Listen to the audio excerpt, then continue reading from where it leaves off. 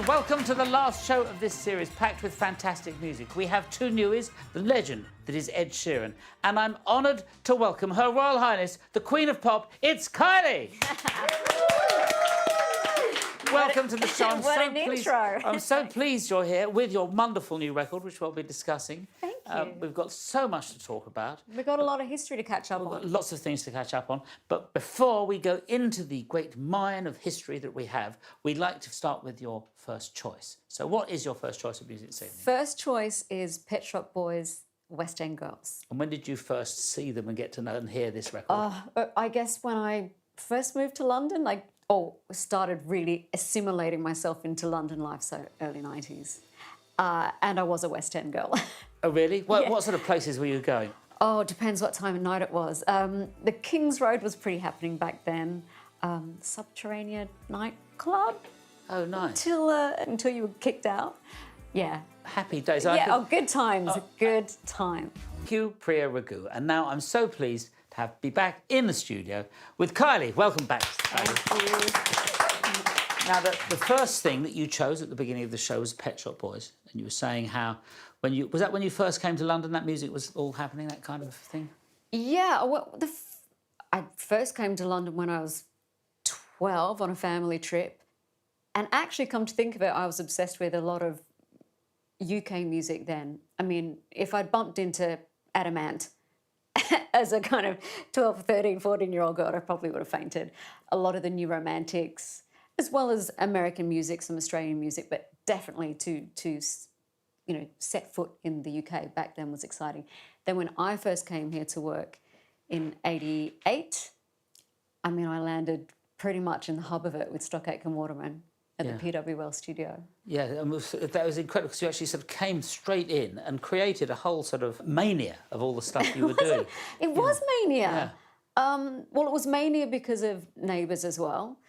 And in those days, I would have to arrange to be written out of Neighbours for 2 weeks. So Charlene would go, I don't know, do a mechanics course somewhere. Or, I don't know, she would be... I love her doing a mechanics course. MIA for 2 weeks, during which time I would come here, record, and head straight back to the set of Neighbours again. I mean, I was very excited to see double-decker buses and phone boxes and, just to be in England. But that must have been a great place to arrive at, though, because presumably it was something that you wanted to do earlier on. When did it all... When can you first remember hearing music you thought, hey, this is a great thing, what a great thing?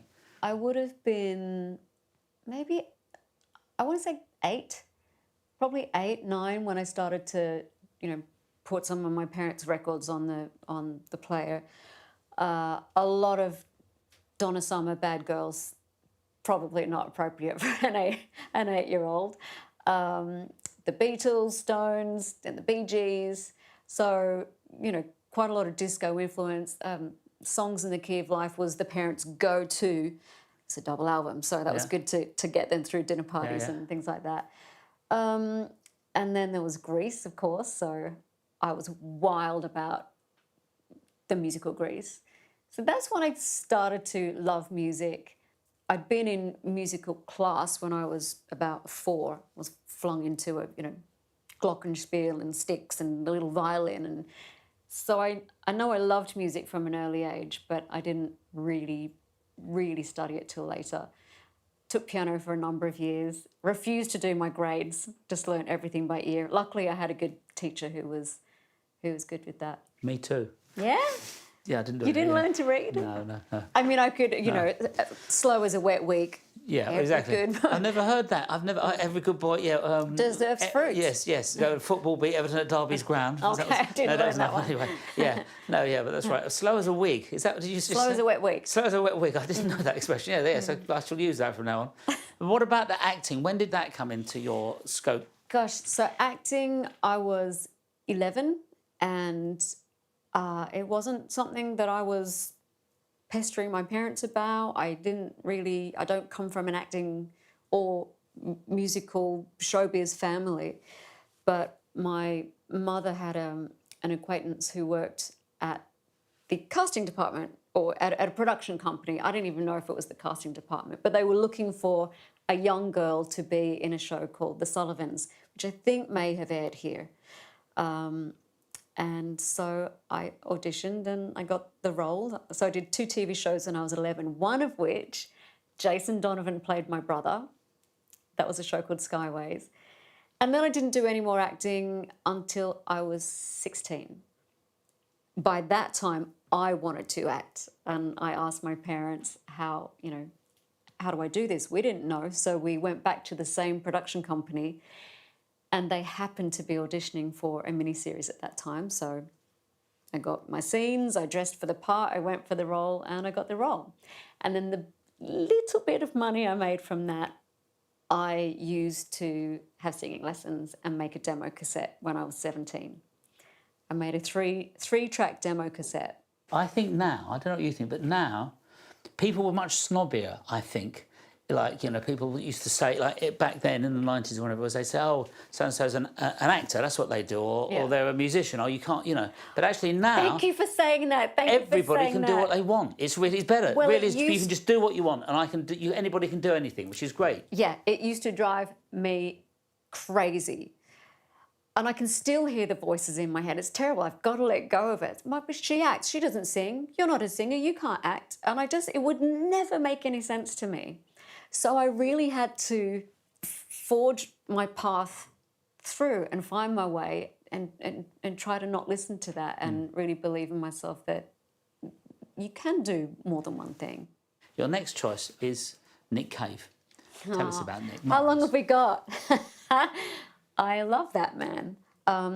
Yes, I've chosen Nick Cave and the Bad Seeds, Red Right Hand. Nick Cave there from 1994. What a great song. You were saying that was used in Peaky Blinders as well, wasn't it? Which very great. Cleverly. And when you had your set at Glastonbury, Nick Cave came and joined you for one song, and that whole set was the most watched thing ever from Glastonbury. So a little story about Where the Wild Roses Grow. When I was dating Michael Hutchence, so even longer ago, he'd said to me, my friend Nick would like to do a song with you.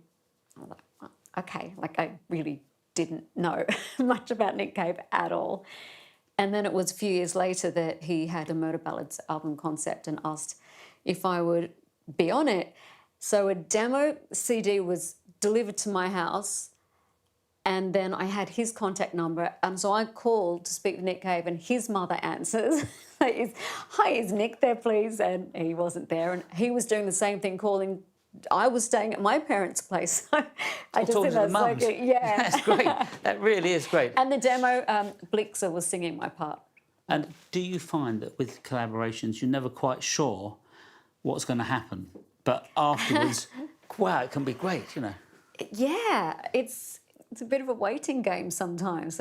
And now that I record my own vocals, off they go, they get sent, and yeah, it's basically the record comes back more or less mixed. It's done. Well, going back to the beginning of it, which was, I think, 1987, I Should Be So Lucky came out. Jools, yes.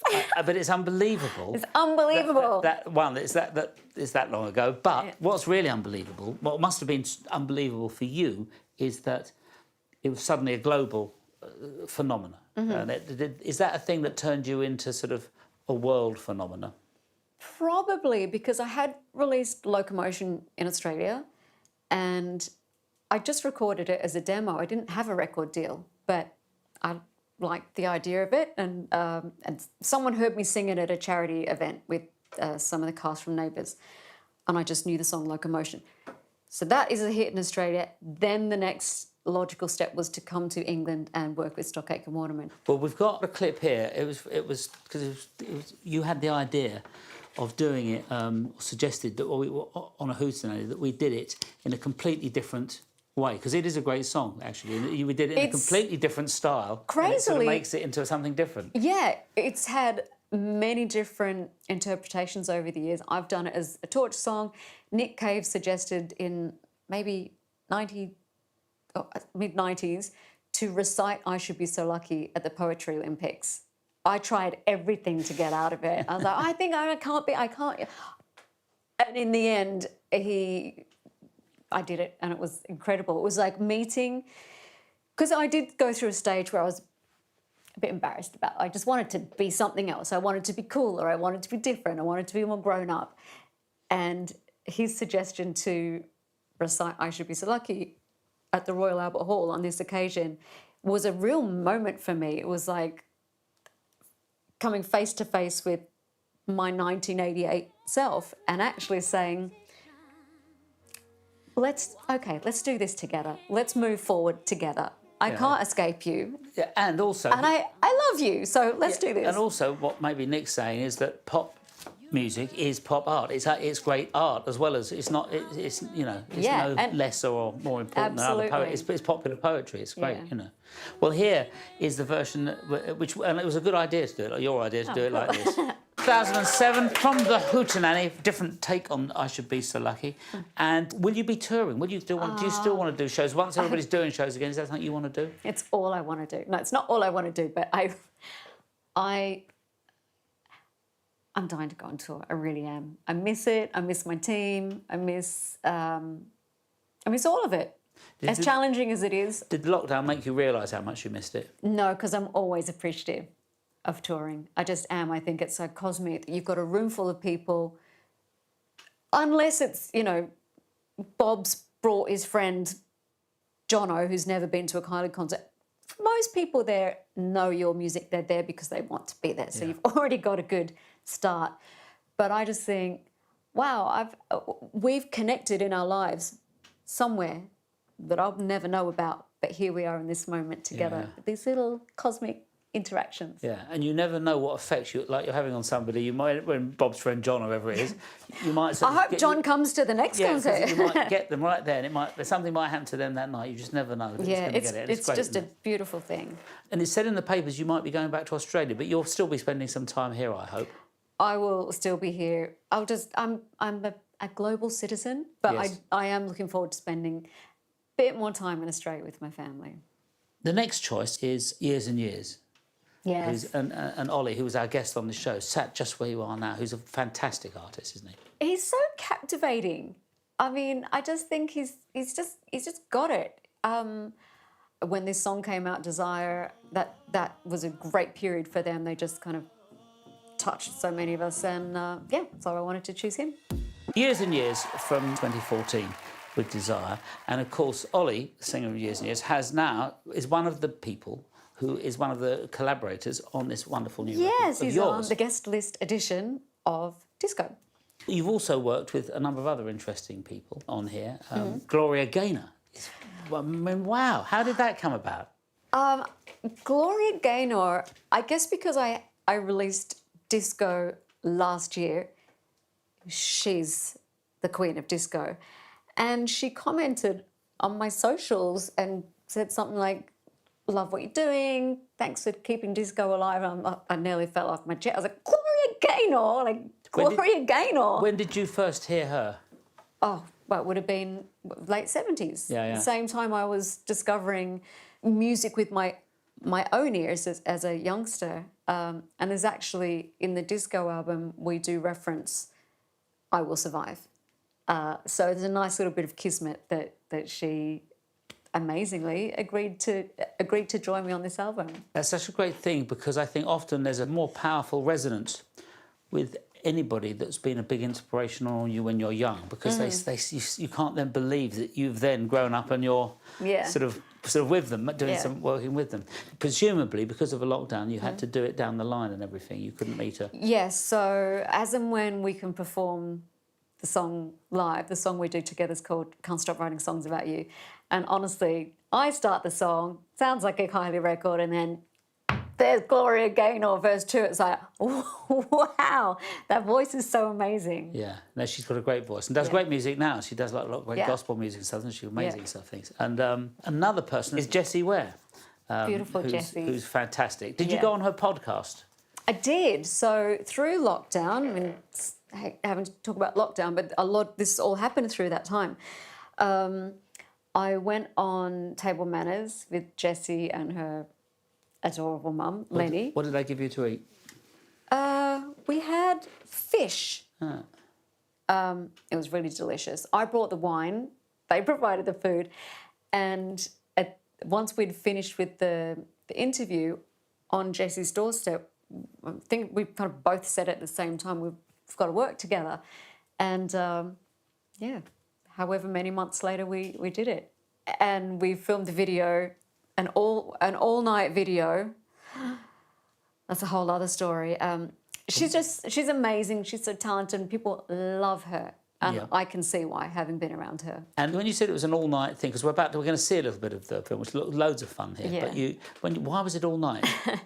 We shot the video in a working restaurant in central London.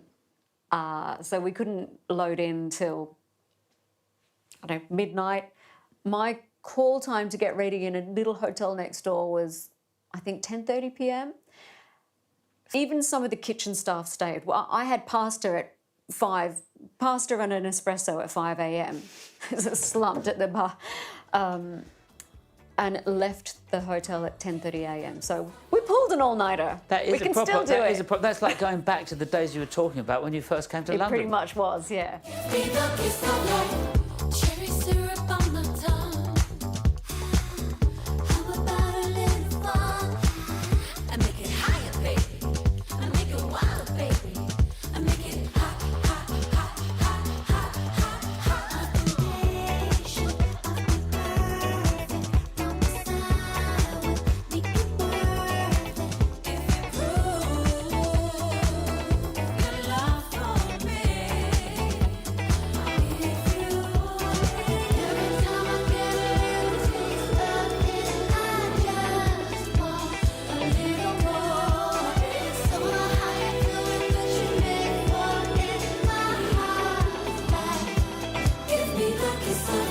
Bloody marvellous.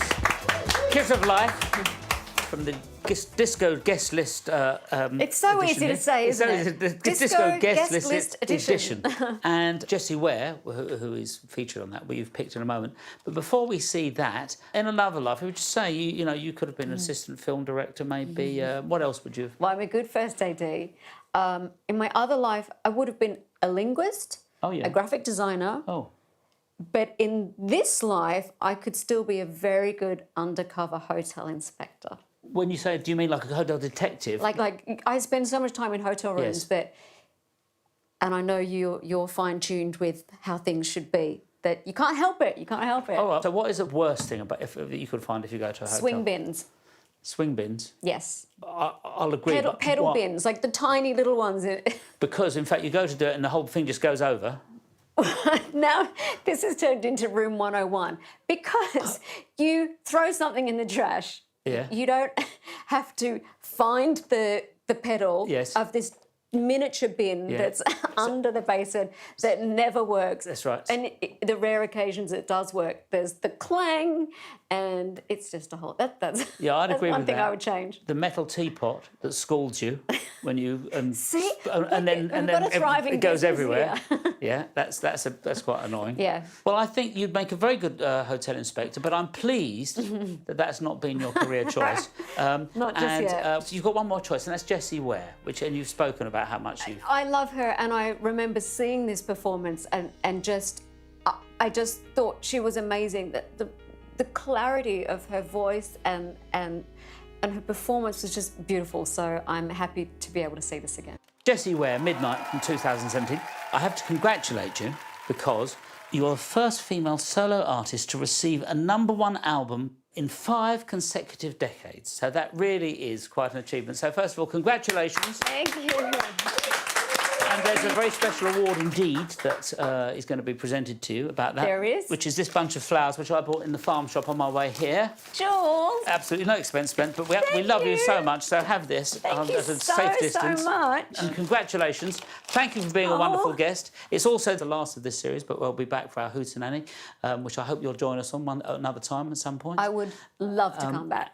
We've now got a bit of Ed Sheeran was here, who you've collaborated on his record. He was here and he performed this very special song that we're going to see now. But in the meantime, we say thank you so much for joining us, Kylie. Thank you, Jools. Thank you. And here is Ed Sheeran.